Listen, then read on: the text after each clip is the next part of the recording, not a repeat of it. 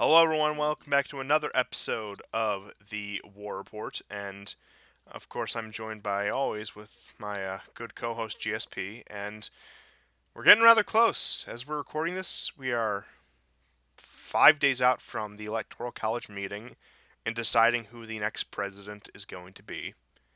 Now, by the time you watch this, it'll likely be December 10th, which means it'll be 4 days. They're meeting on Monday.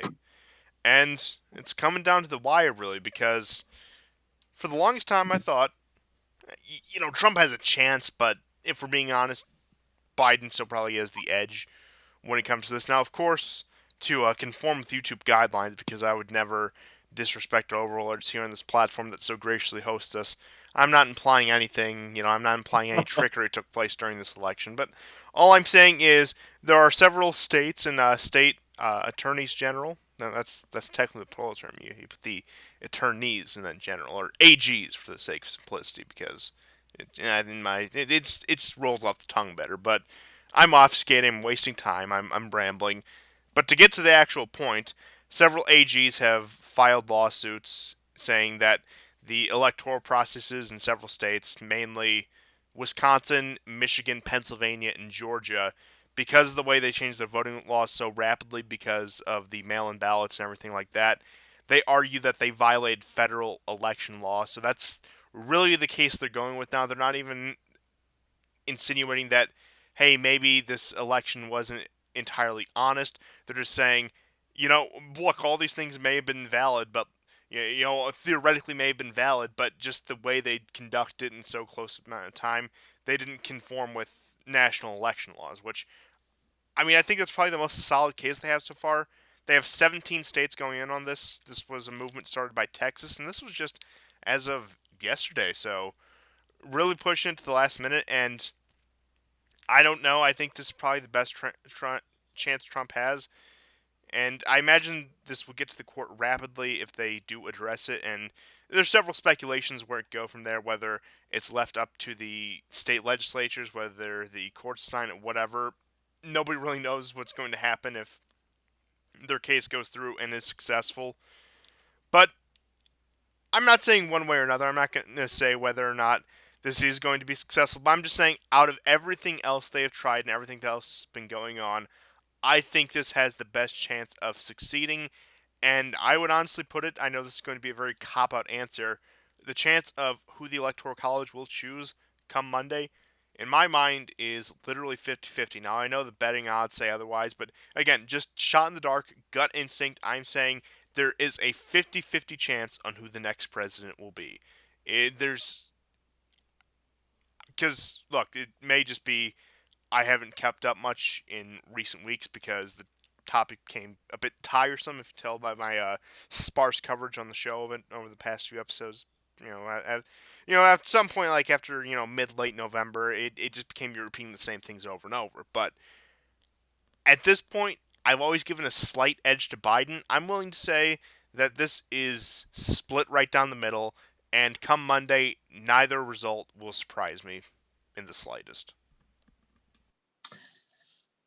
Right, because some of the cases that are purporting that there's election fraud are difficult to prove. Uh, some less so, but I think the position that they've taken ultimately is a more easily defensible position, and where that leads, will be, as you say, still uncertain. Constitutionally, um, Trump has to, I suppose January the 19th, because the 20th is the inauguration. So you could say January 20th. Now, since 1948, there's been a law, not a law, but it doesn't override the Constitution that uh, after the Electoral College, there's a what's expected is a transfer, but this is a very special situation that American politics has found itself in. So if he wants to press, he can. He can take it that far if he really wants to. Whether he wants to or not is another thing altogether. Because, I mean, we've never tried to make Trump really, we've never tried to portray Trump as our guy, right? But he is useful. Um, for one, there really isn't anybody who could possibly be as useful in the sense that disruption is useful, especially with a kind of elite class that has entrenched itself for several decades now. That makes the course of the United States almost predetermined, and leaves us in the lurch. So he's useful in that way, right? He's useful in the sense that he brings up questioning as to whether the system is valid at all. Everything from intelligence, the quote unquote deep state, to judges, generally the whole system, right? And on this show, He's we've often attacking our institutions. We can't let him do that. oh, our poor democracy. I love how they've personified democracy as this adorable little innocent baby. We must protect her. So, we've talked on the show often about kind of like what a failure, let's say, Ukraine was for the West, based on what their expectations were. When Yanukovych got reelected and he killed the deal to sign on with the EU, that's really when the gloves fell off. That's when the agitprops and the full scale color revolution for the second time in Ukraine really took off, and you had a lot of American dignitaries like Newland and McCain going there in order to buoy up the enthusiasm and also the resolve of the protesters. But everybody knows that that there was a kind of a two-pronged approach to this, right? You have the peaceful protesters, and then you had very disruptive, very violent people, like almost on the verge of outright civil war. And of course, this is a trap, right? The news footage, the cops in Ukraine will be shown attacking the peaceful protesters because the agitprops are like in amongst them, right? The peaceful protests are there to conceal them, and we saw that in 2020 things worked fundamentally the same way in the American color revolution. Except much more on the nose. I mean, when you have what network was it saying it's mostly peaceful protests with just Yeah, burning and chaos behind in the like background. Just yeah, I love the reduction. I love the reduction in all that to just ratio of violence and non-violence, as if the two have no relationship with one another, as if that relationship has no um, threatening dynamic at all, right? Like as if I don't know, all the burnings and killings that went on were just happenstance, and there was really no way. There was just no coordination. Anyhow, so we've often looked at this on our show about how that failed because now Ukraine would not join the EU, and then that one particular day of protests in February where there was a sniper. Some people claim there were more than one sniper, and basically both cops and protesters were being killed. And that was enough to push things right over the edge, right? Now, America didn't get to that point, but that's not really the point that I want to make, although it's important to acknowledge these parallels, right? Um, what I want to do is I want to look at how the right in America basically reacted after Trump's election, right? In a way, it was very insular. Like Trump uh, basically offering Russia a fig leaf and another reset was taken from, let's say, from a European heritage point of view as a positive development for, for white Americans or Americans from a European background, right? Um, but what I want to do is I want to look at how that works with the Cultural Revolution and how that too is connected with the coup in Ukraine. So when we look at how the culture war was ramped up, right? Like we mostly think it's because of the protests in America, right? That the protests alone in America, whether it was Stanford or whether it was Charlottesville, all of these things prior to the election and then shortly right after the election must have been, the sole reason why the culture war had to be ramped up, why free speech had to be shut down even more quickly, right? But when you look at it from the American geopolitical point of view, they were not prepared with respect to Ukraine the way that Russia had learned its lessons all throughout the 2000s when all these smaller former Warsaw Pact countries had their own color revolutions and were gradually, one by one, within the space of about 13, 14 years, were brought into the EU and into NATO. So, but a very big prize, and probably the biggest prize for America and the West, was Ukraine. Now, in its effort, it lost Crimea. It lost the possibility of having the most strategic position in Europe, even arguably, Eastern Europe, even arguably all of Europe, given the struggle between America and the West versus Russia. So, there's several articles here and there about, the Russians on a massive disinformation campaign. You can read between the lines. Both countries do massive disinformation.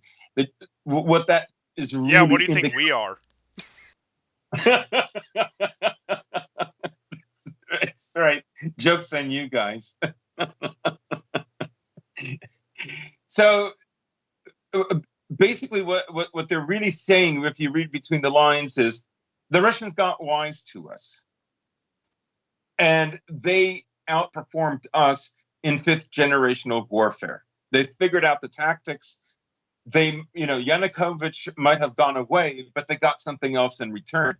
Well, shortly after that, right, intelligence was probably sincerely afraid, some elements of it, some elements based on the articles that we've been reading the last 3 years, probably knew there were no great meetings between Russian government assets close to Putin and Trump. But the feeling was, however tenuous the relationship, however unfounded, the truth of the matter was there was a feeling amongst the intelligence community that Russia now could do like an immediate counterattack, and that could rile things up in America, not dissimilar to the way things turned out in Ukraine. Now, I'm not suggesting that they thought that there would be a coup. What I am suggesting is that the right wing, the dissident right, the alt-right within America would be mobilized, would be used by external forces, i.e. Russia, possibly even China, right? But particularly Russia, in order to destabilize America herself. And when we make arguments about where the alt-right went, where the dissident right went, right, like we tend to gauge that more or less on just the binary between the actions of the right and the actions of the state, and then the media, Antifa, and all these other groups which work with intelligence and the state, and so on and so on and so on, right? But what they're afraid of is an external force that can organize and support uh, the right wing. And that was probably why the culture war had to be ramped up. It's why by 2018, even subtle things like Soros, right?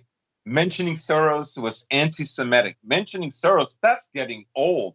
That's more of a tactic that was used in late 2019, for instance, right? So what I'm suggesting is even with details like that, which are more obscure, which are not front and center, like front and center would be the promulgation of trans people, or why does every commercial on my TV set feature a white woman married to a black man, and so on and so on and so on, right?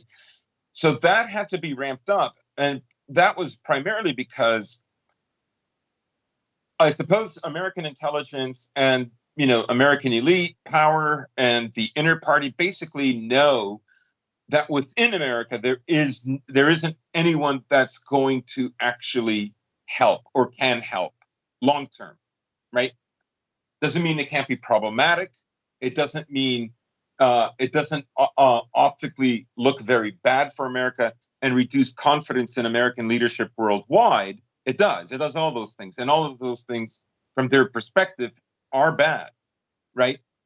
But in terms of creating the possibility of success, of genuine destabilization, not from Antifa, BLM, FBI, so on and so on, but from organic right-wing groups. And so this has played, an enormous part, and it's played a part even the way right-wingers still in America still look at the situation, right?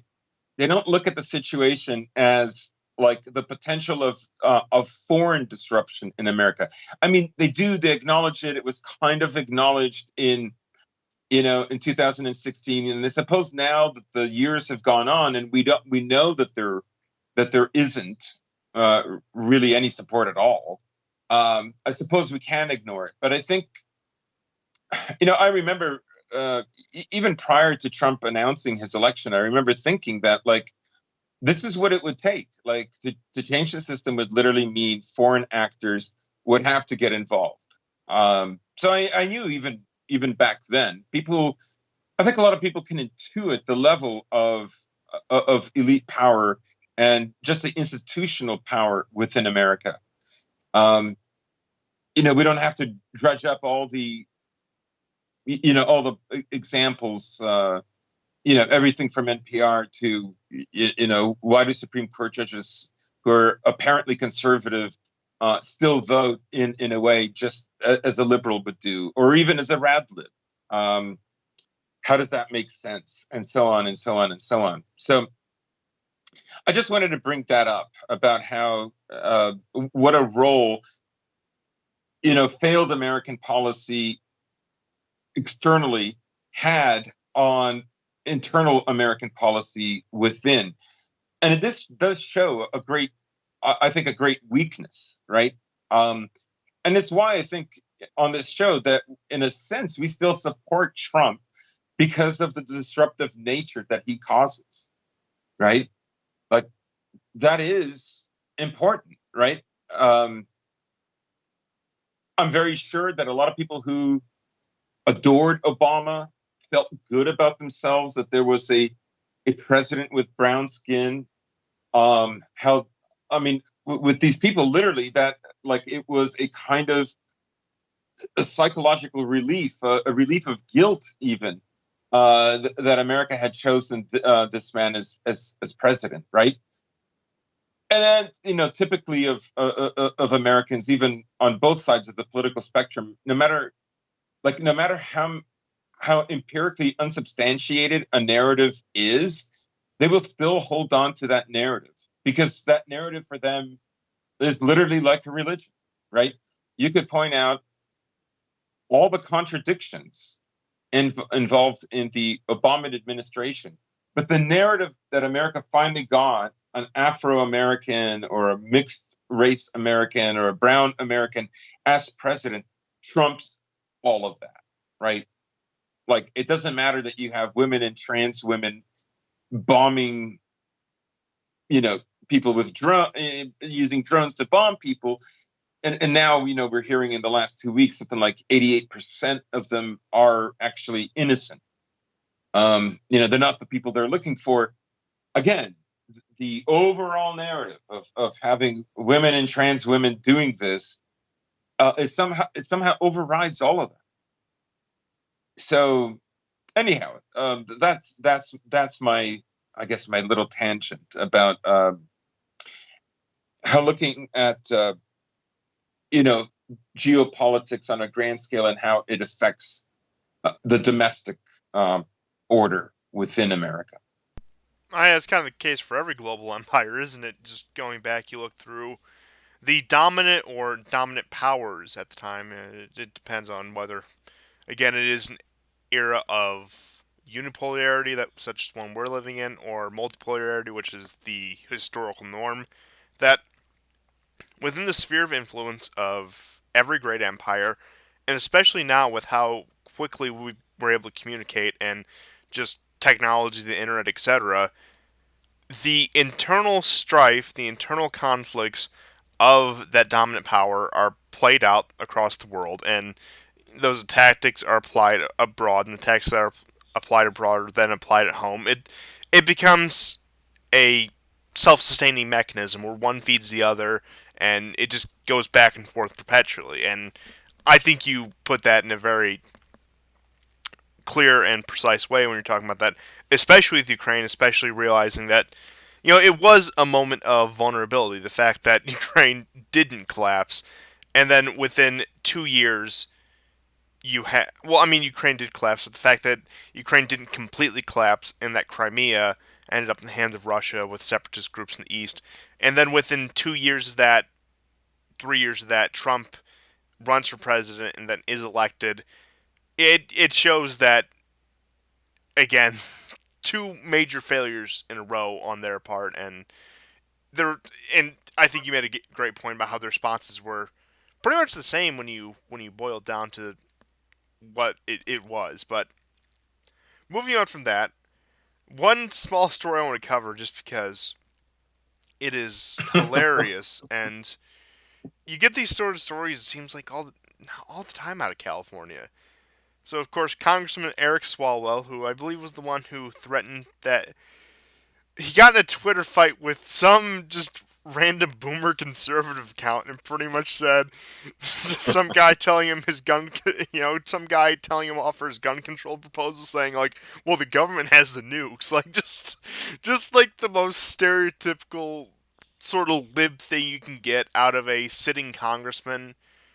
He also briefly ran for president last election cycle. He didn't last long, of course. That is Eric Swalwell. Who's the other insufferable congressman of California? He has Adam Schiff. That I think he has some scandal around him now. But Swalwell in particular, I want to focus on because for the past 6 years he had been, let's just say, visiting a Chinese woman who turned out to be an intelligence asset for the Chinese state. Now, it isn't the first time something like this happened. Keep in mind, Dianne Feinstein's driver for 20 odd years was a 25.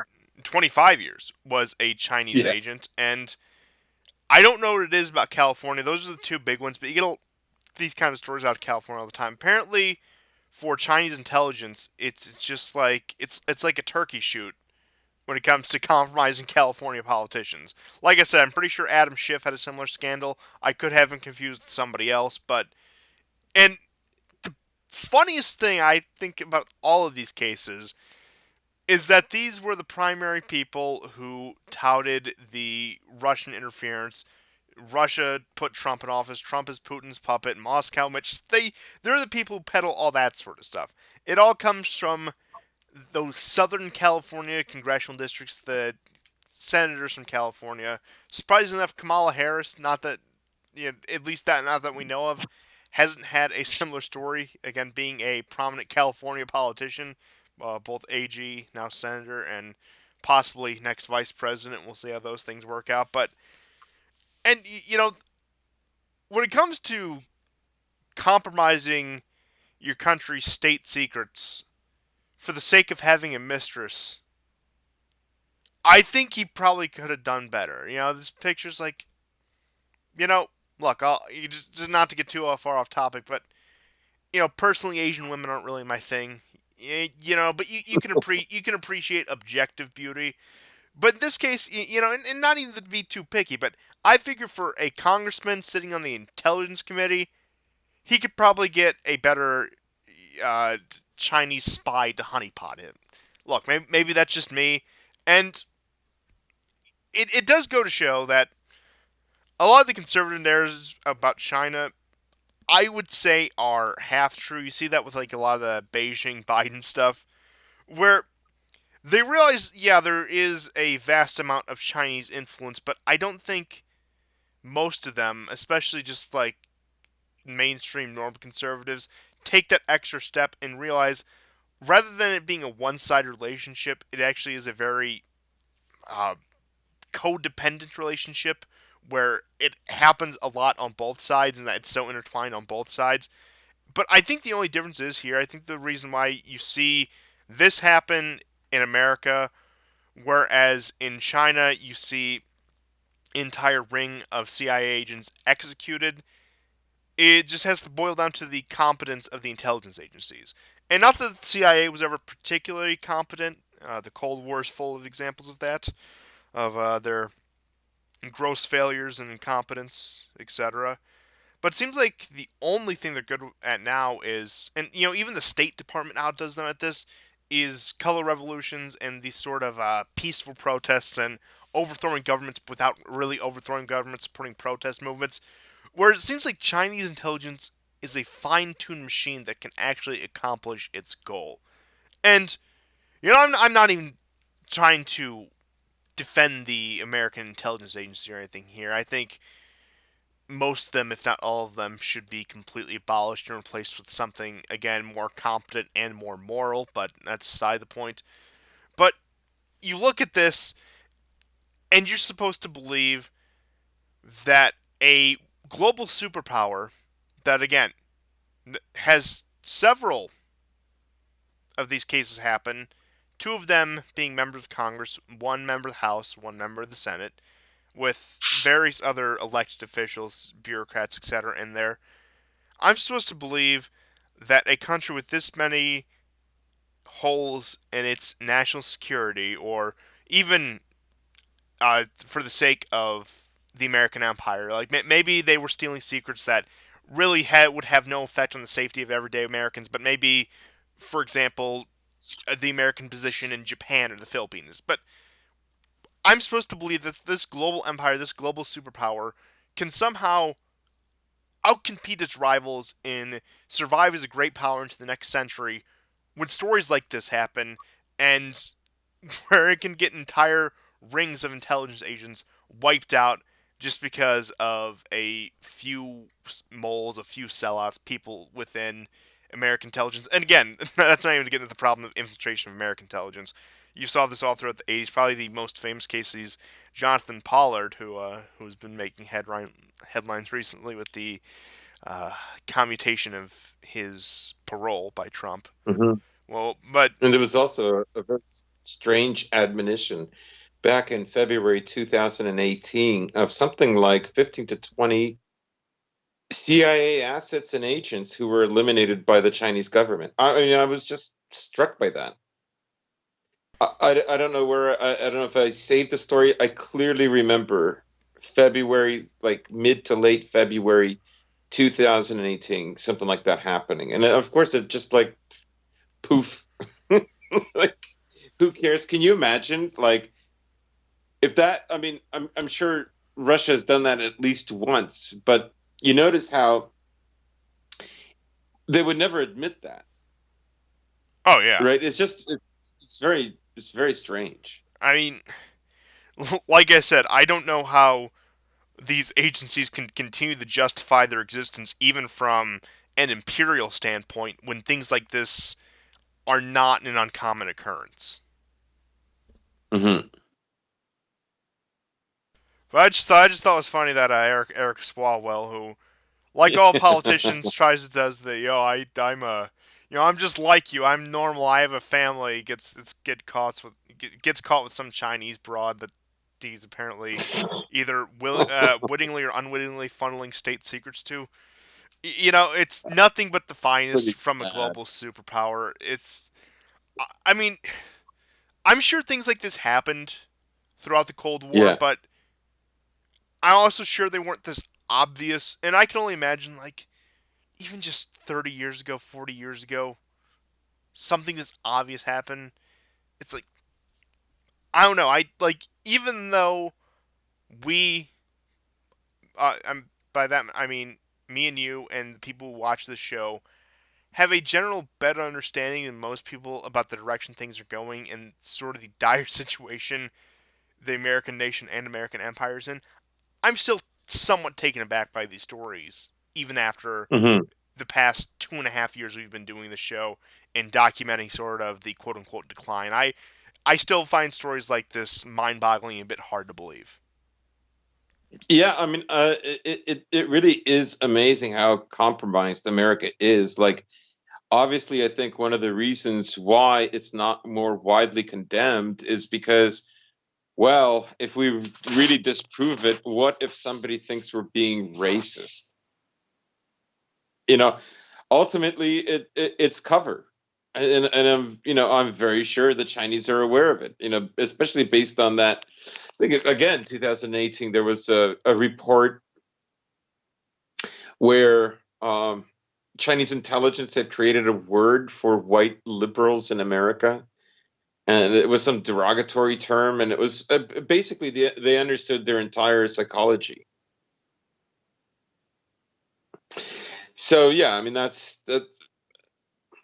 you know it's something to think about. Yeah.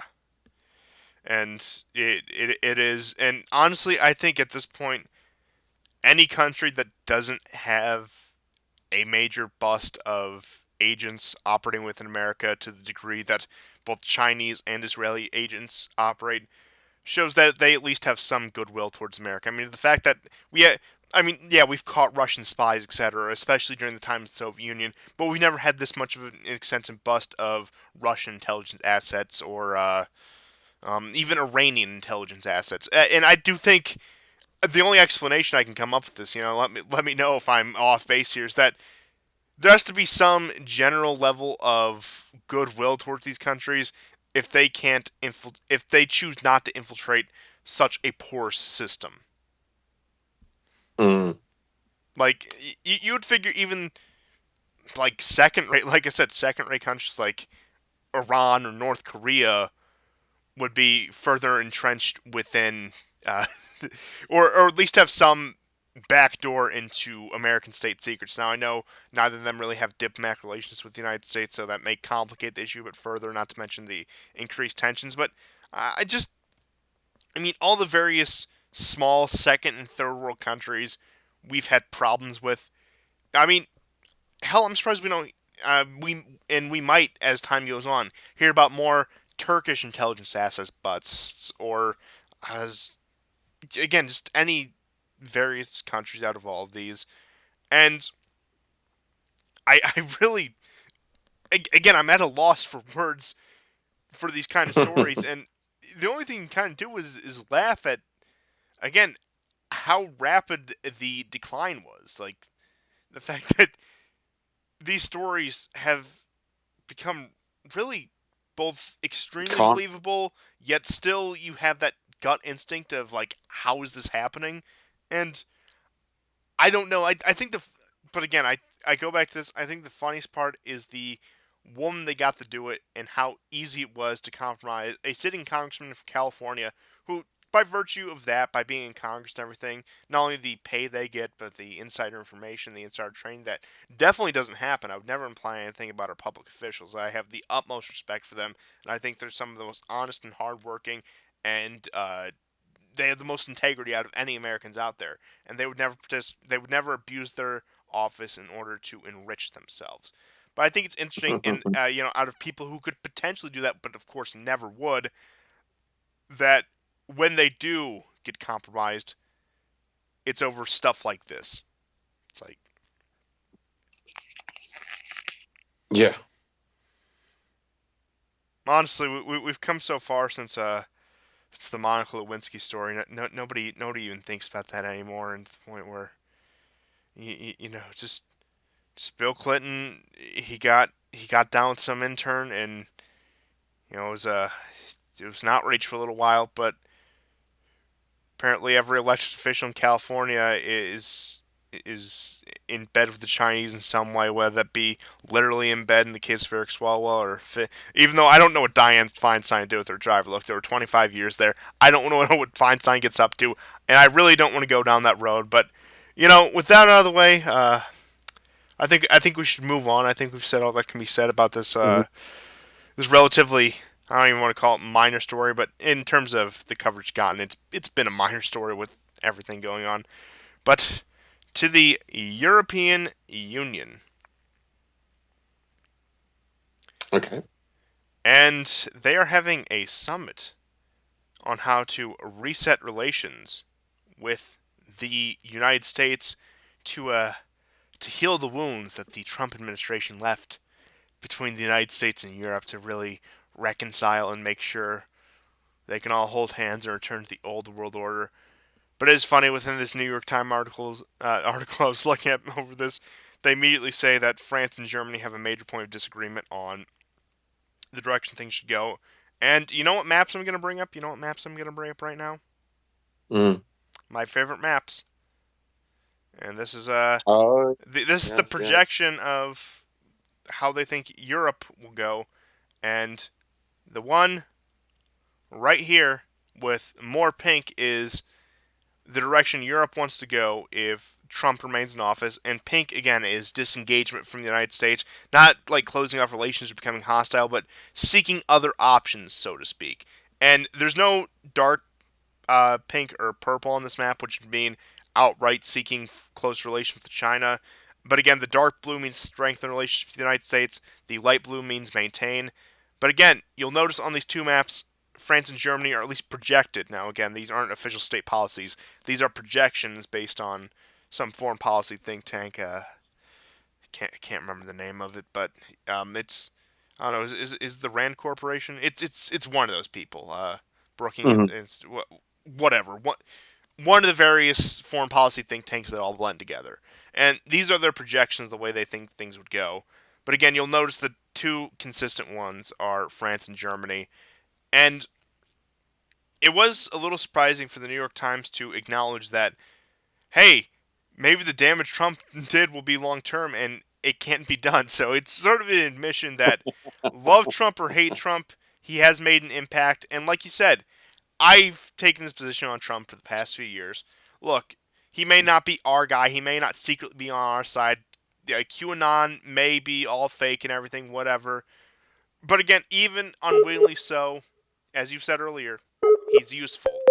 Uh, a lot. Well, I mean, as far as QAnon goes, as far as QAnon goes, whatever it is, the way it's viewed by intelligence is that it's counterintelligence, right? Like people arguing about the veracity of QAnon, right? Now, I get it. There's a lot of MAGA people who glom onto it, and it's been wrong, and so on and so Well, I'm on. really But disappointed to I hear don't that you believe don't trust the plan. that. But what I'm saying is that's not the point, right? The point of QAnon is to mention a certain amount of truth that like legitimize it, make predictions that generally don't come to fruition, right? But have a few that do. Like in August when we saw like the child sex rings that were busted in, I believe, Florida, and there was another one in, like, I don't know if it was Indiana or Missouri. Um, like have enough of those, but the the main point of it is that it's a buttress against, or maybe a spear point, like against, the all-encompassing narrative that we've seen heightened ever since Trump got elected, right? That's that's its point. It's there to also to be disruptive. It's also there to bring into it's why YouTube, for instance, has these new regulations about the election. All of this accelerates the authoritarianism that we've been saying was inevitable anyways, right? And that's the point, right? It's to get to a place where even the elites are not comfortable being, because then the pretense that a liberal democracy is free somehow, or that it's safe and strong, is compromised, right? Like, if democracy were so good, why is it so weak? Or um, if if elites are always right, why are they afraid of debate? Like, why not engage in it? Like, why not just debate this issue and show that it's why just have fact checkers that don't end up debating anything, right? And I'm very sure the elites realize that there's no debate. There's only talking down to going on, and things are going to get uncomfortable for everybody. But they are going to get uncomfortable for what America is supposed to project. And I mean, you bring up the EU, right? And there's a kind of a reconciliation process, because Trump damaged, Merkel and a few other EU members. I mean, all that is a kind of a reorganization. Probably they're going to stir up trouble in former Yugoslavian countries, Kosovo, probably Poland, probably Hungary, definitely Ukraine and Russia. Like, that's all it is. But they have to act like it's this, emotional thing that has taken place, that, that their feelings were actually hurt. I mean, it's not that, of course. So yeah, so I don't mean to derail what you were saying, but yeah, QAnon is important, right? Like, people shouldn't take it seriously, but people should take its effects seriously. They should be happy about that. Yeah, it's more important as a concept than what it actually is. The fact that Yes, it gained so much traction, gained so much detraction, for that matter. Again, it's more about like what it inspires than what it actually is. right. So, but yeah, you have of course these European summits going to be teary-eyed, just exchanging of hugs. Of course, they're all going to be up there. They're all going to be wearing masks and be talking about how the era of Trump is over and we can finally get back to the neoliberal empire and governing it properly. While they all welcome Biden and more importantly Kamala Harris to Europe, and they can all get along and be nice and gang up on Russia and place more sanctions and destabilize Ukraine more and maybe throw a little into Belarus. Usual. It's kind of stuff allies do, alliances, international treaties. Just the standard fare for the post 1991 world. But I really just find these sort of things entertaining because, of course, liberals on both sides of the Atlantic eat this kind of stuff up, with the possible exception, I say possible very strongly, of France. It's Yeah. really like, especially Anglosphere liberals, like, and again, I imagine, even though I doubt Brexit is going to be undone for any reason, I'm not even saying that's because of the British public and their opinion. I honestly don't think the European Union wants the British back at this point, but I imagine there's going to be some sort of like half-assed reintegration where the UK has like a Norway status in the EU, where they're kind of a member, kind of not, and there's going to be that same sort of teary-eyed reconciliation about how great things are the minute the Conservatives lose an election, or uh, Johnson gets deposed by some more quote-unquote moderate conservative government. But again, it's a very nice paint job. It's a very nice external appearance for a system. And I'm not even talking about like the European Union as a political system, but like a system as a whole, a global system that is coming apart at the seams. I don't know, I didn't save it, but there was some new opinion poll about American leadership in Europe, and this even after Trump and lost the election, so-called after the election was called for Biden, I should say, and there's still Yeah. a dissatisfaction of American leadership and just a general sense of pessimism about American leadership going forward. So this is going to be a very nice window dressing for whatever problems come forward. And of course, the media would report if Trump looked at a European leader the wrong way or walked past one without shaking his hand or just the various dumb things. I'm sure you remember 2017, 2018, even 2019, the way they acted every time Trump went to a NATO summit or a G20 summit or whatever. But Remember when Trump threw Skittles at Merkel? Starburst. Holy Don't crap! say I've never done anything for you. Sorry. Yes, but Oh my God! When I read that, it's like, oh my God, I love this man. it's like, and out of all the things Trump supposedly did in private, that's one of the few ones I actually believe he did because I could just like see him tossing in a general direction like after him getting pissed off. It was over tariff negotiations, so that was back in like 2017, 2018 when that was really big. But yes, I do remember distinctly. I remember first covering that. That was a very entertaining story, almost as entertaining as the one Italian neo-Nazi group that seized the anti-air missile, the air-to-air missile, and planned in an unrelated incident also planned on assassinating Salvini for being too pro-Russia, relating back to some Ukrainian politician who wanted Italians in prison. It again, it's these not to get on too much tangent, but it's those kind of stories why I like doing this show because it's there's no words for These are hilarious. yeah, it's Yeah, like they're it amazing. in a topic that's supposed to be so dry and serious. It's no less absurd than any other political sphere, and I think politics by its nature has always been absurd, but it only took Trump making it blatantly absurd for people to realize it, because people always had this illusion that before Trump, politics was just C-SPAN and boring congressional debates. No, like yeah, okay, of course that exists. That like the raw functions of politics is a very mundane thing, but in practice, it is a very absurd and chaotic thing, which I think so many people, especially in this era, are attracted to it. But aside the point, the fact that again, just to put a bow on this last segment here, the European Union is going to get all buddy buddy with Biden, and they're going to put window dressing on something that's falling apart at the seams. And it's going to take yet another major crisis. Maybe it's another spike in COVID. Maybe it's a geopolitical crisis with Russia. Maybe Russia and Belarus finally do integrate, which causes waves of quote unquote fear throughout Europe or whatever.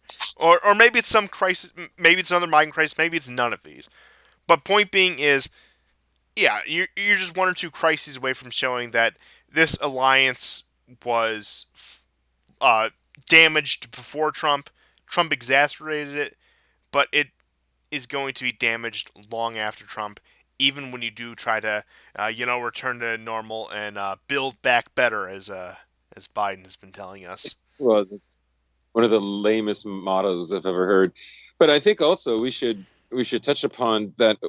Suppose Biden is president elect. He's inaugurated in January. Goes to visit the EU, meets with all the leaders there. Um, for sure, COVID is going to be on the table, and I think it's fair to speculate that if he's back on, COVID measures are probably still going to linger. In which case, what happens to countries like? I think part of the reason why there was, a well organized and well funded protest movement in Belarus is because, Lukashenko turned down an IMF loan because he refused to comply with COVID, which was compulsory. You had to.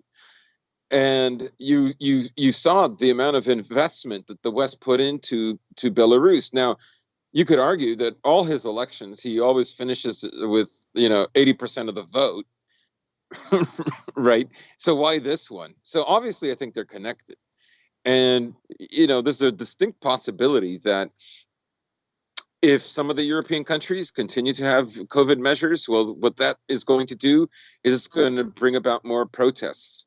And if the governments don't comply and say that they don't within a group want to comply with the rest of the group in the EU, well, there could be the military of said government that disagrees.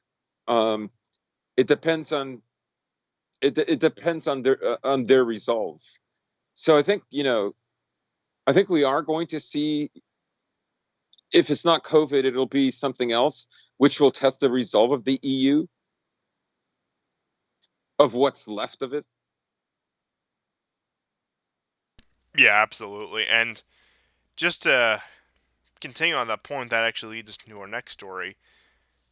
Romania had some elections on Sunday, and it looks like the National Liberal Party, in alliance with other minor parties, managed to hold on to power. And I'm kind of disappointed I didn't know this until now because he resigned 3 days ago. He resigned right after the election. But Romania also had a Prime Minister, Orban. Not as cool as the other one, but it still had one. I just thought that was interesting. It apparently was half Hungarian, which, I mean, there's about 500,000 Hungarians in Romania. But the other big news stories out of that is that the Social Democrats made gains.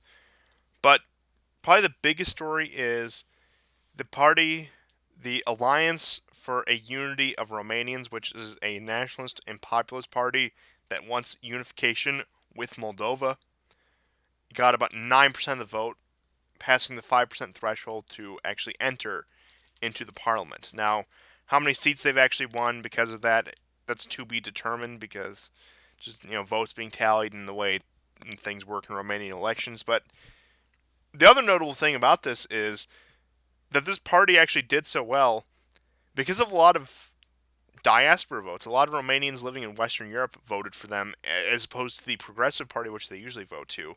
The big three countries that have the Romanian diaspora, again, Italy, France, and Spain. In Italy, the Romanian diaspora voted mostly for this up and coming nationalist party. In France and Spain, it was the second most popular party that the diaspora voted for. So you're seeing a lot of these people. Now, I doubt it's because of their message of unity with Moldova, which is still a pretty controversial topic. A lot of Romanians aren't keen on bringing such a poor country into the fold, especially as Romania faces their own economic problems. But one of the main things that the the AUR campaigned on was a lot of anti-lockdown stuff and anti-mandatory vaccines. So that was the main source of their popularity. And like I said, that garnered them 9% of the vote. And Romania, even under their national liberal government, because that's the party, it sounds like something the French would make up. We are national liberals. Oh, I see. We are liberals, but it is different because we are France. Get that out of my system. But you had that, and I think what you're seeing here is even the national liberals still did a lot of the things that were being done in Poland and Hungary. Now, not to the same extent. They banned a lot of the uh, gender studies sort of stuff. I think they went after Soros. I don't think it was as hard as like Hungary did, but I think there were some actions on Soros and Soros type of groups. Definitely disputes with NGOs and all that kind of stuff. And that, again, that was under a so-called center-left government, and a center-left government with a little bit of a nationalist bend, judging on the name. Now, again, names can be misleading, but judging on how they governed Romania, that's kind of where they were. Again, as I said, the Social Democrats, probably because of times of economic hardship, also saw pretty significant gains. And like I said, because I think mainly the lockdowns, not Moldova, you also saw this right wing nationalist party, a trend that's been continuing across Europe. It was kind of halted in 2019, we saw. But again, these things ebb and flow, and it also depends on the circumstance of each country. Sometimes they rise in other countries. For example, I mean, you look at Italy, the Brothers of Italy, which is another right wing populist party, has sort of supplanted the Lega Party in terms of being the voice of the new Italian right, or Vox in Spain, or however many times Front National or National Rally in France is going to rebrand itself, however many times it takes to get away from French state prosecution, or the ADF, which Yeah, AFD, which is there's a minor story about them I'll bring up in a second here, but Yeah. again, they didn't tend to do too well in the elections after 2017. So again, all these things are contingent, but it looks like the AUR, Alliance for Unity of Romanians. It's a mouthful, but AUR for short. I keep on listening to AUF. I think AUF is another political party. I think it's a German political party. But again, that's beside the point. They, I mean, the fact that 9% voted for him, and yeah, especially a lot of diaspora. Again, I think it mainly shows that there is a weariness of everything going on with the lockdowns, with all this kind of other stuff. The fact that they garnered that sort of support, and it seems like red meat's going forward for any European elections in 2021, depending on how long these sort of things last. For any party across the political spectrum to really capitalize this, even in rhetoric only. So that'll be interesting to see watching the elections of 2021, 2022, how much of a role that plays in it, and not only in Europe but across the world.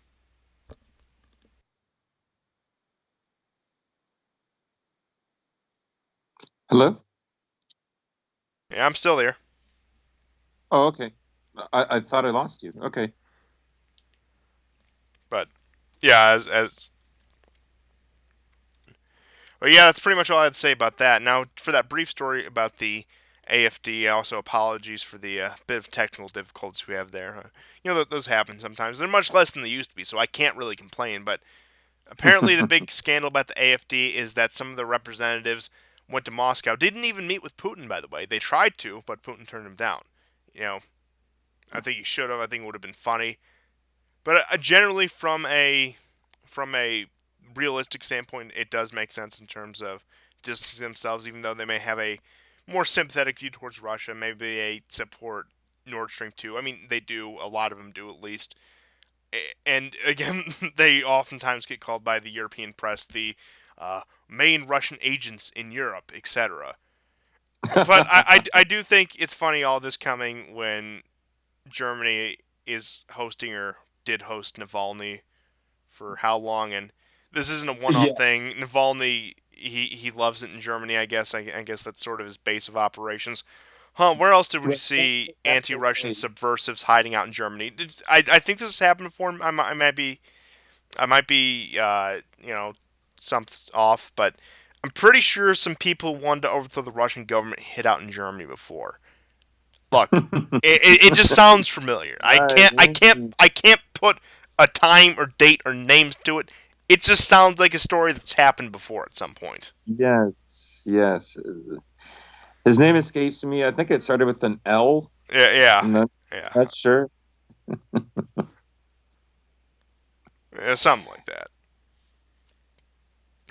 But Yeah, I mean, it's quite the hypocrisy, right? On the one hand, they tout Navalny as being this main opposition, which he's not, but they refuse to let go of that talking line, which really cannot be substantiated. And at the same time, they have a panic attack because AFD goes to Russia. I mean, I understand, they didn't meet with Putin, and you can understand optically why Putin wouldn't do that, but which kind of reinforces what I was saying earlier, that like for one reason or another, Russia isn't like heavily investing in destabilizing the West. Like as I've maintained before, the West is going to destabilize itself. It's baked in the cake, and but yes, they will spin this, as Russian interference in Germany's domestic politics. We can do it to you, but you can't do it to us because you're a meanie and we're not. yeah, I mean, you do have to kind of admire the audacity. That's like we're right, you're wrong, simple as. But it is funny from the liberal West, which tries to paint itself as the moral high ground, where we do it because we're righteous and you do it because you're barbarians or whatever. Yeah. Whereas again, like places like Russia and China say, it's like, yeah, we do it because it helps us and we don't like it because it hurts us. Again, that's an attitude I can respect, and I wish the West would take that attitude, even if they are going to continue this fruitless anti-Russia crusade. Like, at least be straightforward about it. That's literally all I'm asking for you right now. Out of everything, this is the one thing I'm asking you. But hey, I know that's a bit of a stretch for them. But in terms of the Romanian elections and Romania and the unification of Moldova, just a minor story I thought was kind of funny. No real significance, but I just it's just very fitting for everything that's going on. So the new Moldovan president, Sandu, the one who just got elected, under her administration, a diplomatic vehicle was caught trying to smuggle anabolic steroids into Ukraine. Now, how about that? I guess I, Wow. I guess Ukrainian bodybuilders are a bit starved right now. I guess it's an understandable struggle. Okay, but it is interesting that no matter how many liberal governments you put in power, no matter what you do, smuggling relatively like this isn't even like high tier like drug smuggling, but like you get these sort of weird stories out of Eastern Europe all the time, like whether that be cigarettes or like just like these things you think wouldn't need to be smuggled are being smuggled.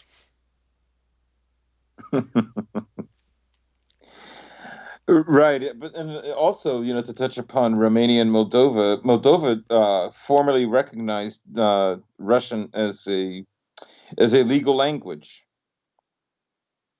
Trying to So, appease those you Transnistrians, are they?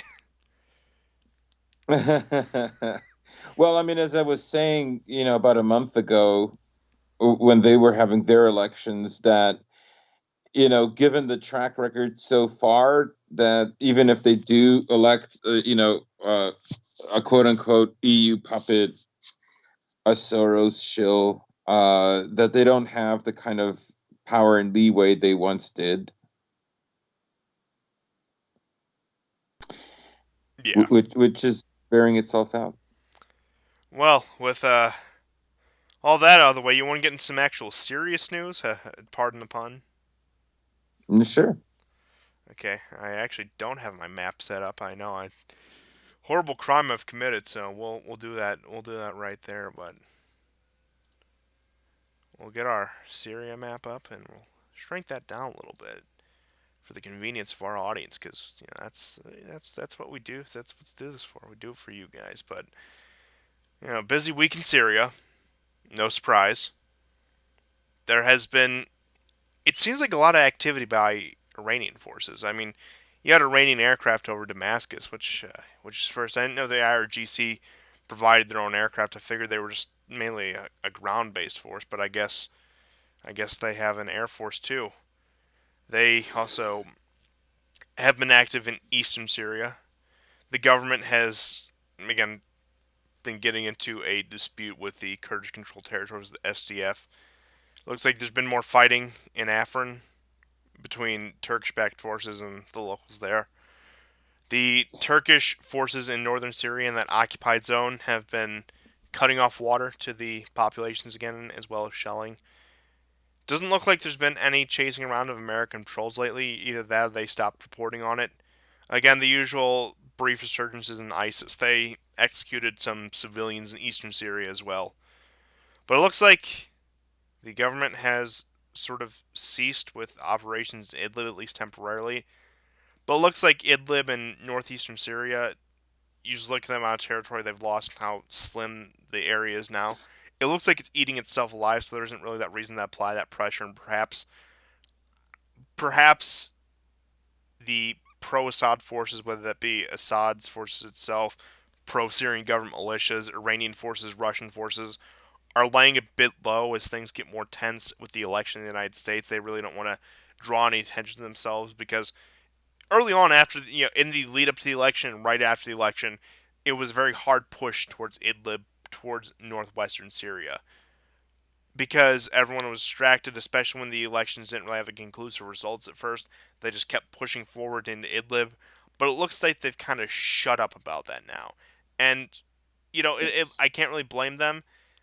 But like I said, it also looks like it's collapsing in on itself. So maybe there's just less reason to get involved when that's happening. And there were actually, just to top this all off, protests by Druze populations against Israel in the Golan Heights this week. So, I mean, like I said, I don't know what to make of that, but it is interesting. We also do have a couple news items about Israel in the next few minutes here. Right. There's been a lot of pockets of small intensities. Um, Russia apparently at the end of November went on a huge bombing campaign, and that's in sort of the central area of Syria. This is quite away from Idlib, and it's near that area that the U.S. controls Nataf, but it's also along the Euphrates.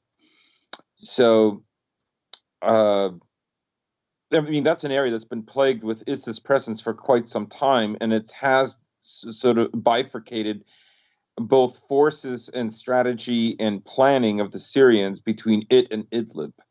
Um, you mentioned earlier that there was an attack that happened. Some civilians were killed, but there was also an attack on at least 11 Syrian forces, including Colonel Sohan Otman. Um, him and four others were killed in this attack, and six were taken hostage, although they were released for some reason a few hours later. And then just today, the the leader of the group that did this, Akef Abdu al Zaki, was shot and killed along with his 16-year-old son. But the strange twist is no one knows who killed him. Um, there were plenty of eyewitnesses who saw it, but the gunman is unknown. And locals are basically saying that they think it was Syrian intelligence that had him off. This is a guy that was in the Syrian Free Army. Um, they lost a lot in 2018. They lost a lot of funding. That's also like another good thing with Trump in office. And so what he did is he became kind of like this, not a gun runner, but like this professional kidnapper. So what he would do is he would take people hostages, and then he would ask for money and so on and so on. And it looks like after this recent attack that he was he was going to target more than just civilians. He was going to go after some pretty high brass, right? We know that Syria's lost dozens of uh, troops, but also intelligence officers in that region. So it's not good. I mean, I'm happy to hear that Idlib is becoming more and more chaotic, and it looks like there's just less manpower there. You hear about one Turkish outpost that is created, but the following week you also read that about three Turkish outposts have also been closed. So things are very gradually moving, but they're moving in the overall in the right direction. Well, moving on to Israeli news, just to close out the show, we got a couple things about that, and sort of Oh, one. one more thing. One more thing. Yes, yes. So the latest is Orban is suggesting he wants to move Syrian rebels into Kashmir. I know, I know. I mean, he really is a madman, right? So, what is he doing? Like, I mean, he's got to get approval for this. So, I'm not saying he waits for approval for everything from the U.S., but this is pretty big. I mean, that's a very contentious zone, and he is banking on that whole kind of. We've seen it on Twitter where all these Pakistanis are like enthralled by Erdogan. Erdogan, and they are, supporters of Turkey because they're both, I don't know, these Eurasian supremacists, like, well, kind of like uh, step warriors, if you will. And it's like, you're Pakistani. Like, nobody thinks, nobody considers you guys like step warriors. The Turks can actually claim a descendancy from that, but like yours, no, not really. But look, the Pakistan's prime minister last name is Khan. What else? Yes, that's right. That's What? right. And So, anyway, he's like I the thought that was second one whose last name is Khan. yeah. Probably more than that. But like the second one in recent memory.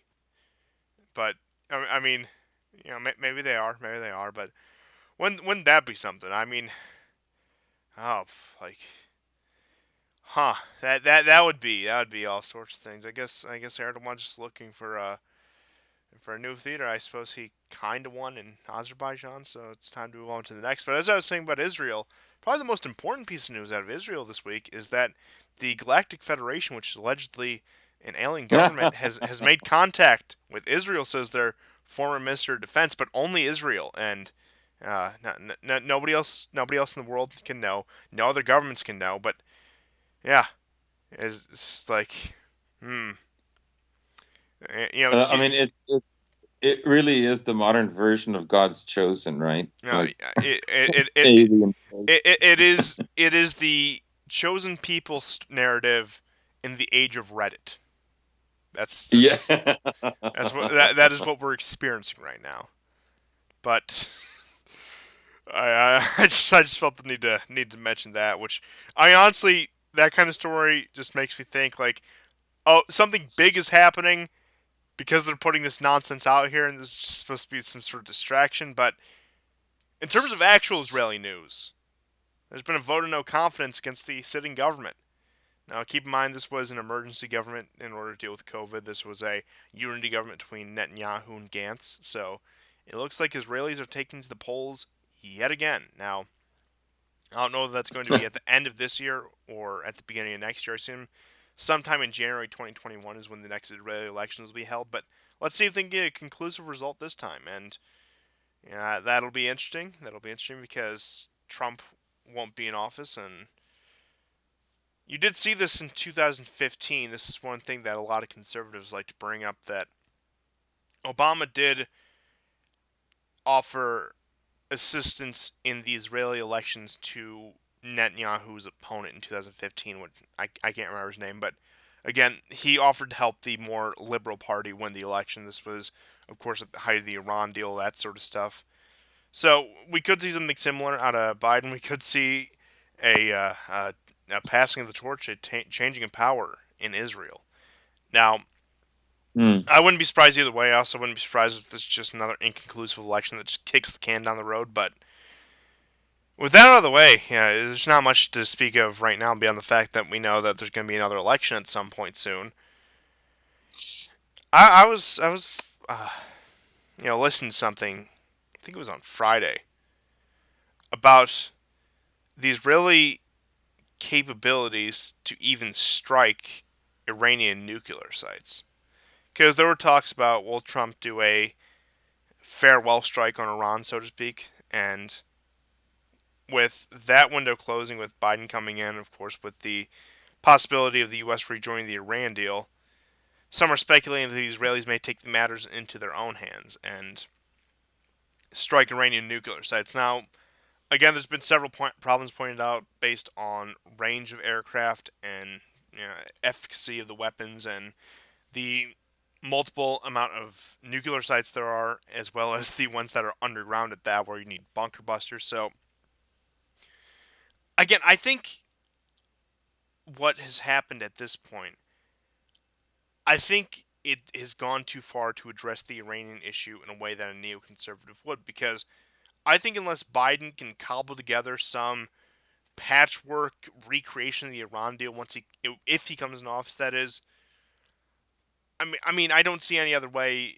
It's either that, which is very slim chance, or the Iranians actually become a nuclear state, which again would not surprise me. But I really don't see any way out of this that doesn't end in Iran becoming a nuclear state, because Yeah.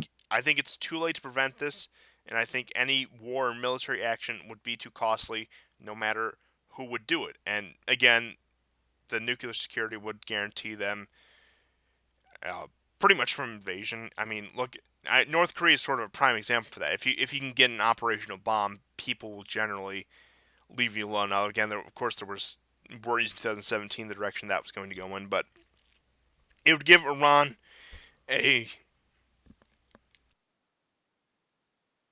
it would give Iran a much stronger hand in the region in terms of supporting of Houthis and groups in Yemen, in terms of support in Syria, and again, it would create a genuine balance of power between Iran and Israel. Now, the question is, will the Gulf states pursue a joint nuclear program or perhaps their own nuclear programs? But if Iran goes nuclear and they admit it, they could do the ambiguity policy which Israel takes, where like we may or may not have them, even though we do have them, we're not going to admit to it. But again, I see the Iranian state probably just because of the situation they're in, probably boasting that they have nuclear weapons and saying don't trifle with us. But I could see the Emiratis and Saudis cooperating on a nuclear weapon at that point. I mean, the Saudis already have the capability to build one. They already have them, quote unquote, on order from Pakistan. They can buy them from the Pakistanis at one point.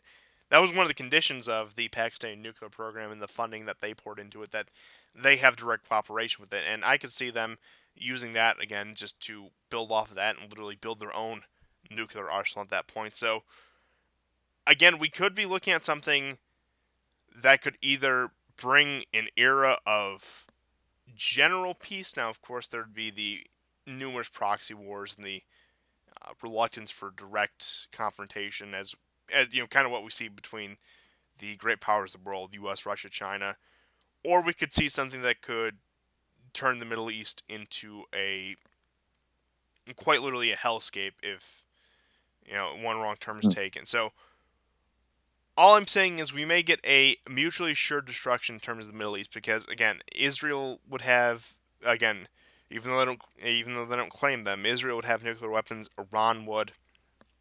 That would probably spur on the Gulf states. Who knows what Egypt would do at that point? And again, Egypt with its budding rival with Turkey who would also probably want to build them, and again that also depends on their relationship with NATO and Russia and if they're really in a position to build them. But again, they're more than capable of doing it. And then going down just to connect it all together with the brewing conflict in Ethiopia. So we're looking at possibly even more tension and fighting in the Middle East than we saw even over the past 2 decades. It's 2020 has brought us many things, and I think this is one of the most overlooked ones. But I mean, people have pointed to increased tension in the Middle East for quite some time now, maybe more so in 2018. But I think that's really coming to a head yet again, and it'll be interesting to see. I mean, whoever's president is going to be caught up in this to some degree, and you know, I think Trump would probably be the best bet in terms of not getting too far involved. But again, it's going to be an interesting situation, and pretty much anything more you can say on it at this point is just pure speculation. Right. I mean, Iran has indicated that it would be willing to go back to. I mean, prior to the assassination of one of its scientists, it was willing to go back to the JPCOA in negotiations. But like I've been doubtful about it, like ever since Trump destroyed it, which was, in my opinion, a mistake on his part. But there's a limited amount of things any president can do, and basically you have a pitch, and you're trying to pitch to the military industrial complex, to intelligence, to whatever other oligarchs want you to do, and you have to pitch that your idea is the one that's actually better for the next 5, 10, 15 years. So anyhow, but not to let him off the hook or anything. that was over, and he is trying to completely kill any probability of that. And I'm very sure, Israel is in full agreement and enjoys his efforts. And I don't think I don't think America killed this scientist. I think chances are it was Israel. But at this point, it doesn't really matter which of those two countries it was. Um, the only and like you say, it seems the roadmap seems to indicate Iran is going to have nuclear weapons, and the only way I see that being averted is a war. There would have to be a war, and I don't think the Democrats. I think when push comes to shove, the Democrats are going to act very Trumpian themselves. If it looks like that Iran is going to have nuclear weapons. Because if it did, it would, at least for the first 5, 10 years, completely rearrange the power structure there. I mean, Iran is already hitting above its weight, boxing above its weight, anyways. You mentioned that it has craft flying in Syria, probably much to the chagrin of the Iranians and to a lesser extent of the Saudis. Yemen Houthis are still holding on. So it would change things tremendously. And Iran has to know that, that it could, and that this in itself is a bargaining chip better than waiting on America to come through or to have a series of US presidents that will, not one day just nix the accord. So it's a more independent action, and if it were to stop, as I mentioned earlier, it would require war, and I don't see how. Israel can't wage that war. Oh, absolutely However, not. And yeah. Now, and I don't think America wants to go it alone with only Israel, so they would have to make a very tantalizing offer to the Saudis, and the main thing that they would have to do would be oil. It would be price of oil. There would be some kind of guarantees, which means that they would have to counter Russia in some way, as another massive oil producer. Even China would probably have to be involved, right? So they'd have to really sweeten this in such a way that going out, in a major war with Iran would be feasible. Because this would not be a war that would be over soon. Even if, like Iraq, it looked like it was over soon, I would predict it would last even longer, and Iran would probably give a better fight. oh, absolutely. I So, mean, even if they did give a better fight, and even if the current regime was currently smashed and given the treatment that Saddam's regime was, you thought the insurgency in Iraq was bad, then the insurgency you would see not only in Iran but across the entire Middle East by Shia Muslims in particular would be massive. The only reason they held back because of Soleimani is because they still had something left to lose. If you gave them nothing left to lose, if you gave the most hardline Shia Muslims nothing left to lose, they would be even more radical than the Sunni ones. Like, maybe there wouldn't be much, for example, suicide bombing, but again, when they take to like martyrdom and extremism and those sort of actions, they do it as actual organized, cohesive paramilitary units. We've seen this with groups like Hezbollah, groups like, okay, maybe less so the Houthis because of resource, but still, and all the various militias Iran backed in Iraq and across the region, to the point where they'd be a much more organized and disciplined fighting force, not only in Iran proper, but across the entire region. And again, I think there's a fundamental understanding of that, even if they don't admit it, and that's why they don't want to cross that line.